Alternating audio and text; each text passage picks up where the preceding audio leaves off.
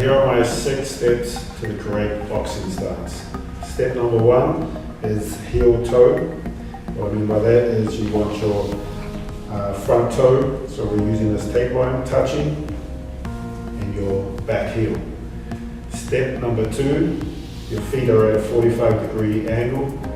Step number 3, we bend our knees, so we're sitting in a partial squat. Step number 4, hands up and elbows are tucked. Step 5 is when we're moving, we'll lead with the foot in what direction we're going. So we go forward, front foot first. Back, back foot first. Left, left foot first. Right, right foot first. And step 6 is when we're moving, we push off the opposite foot.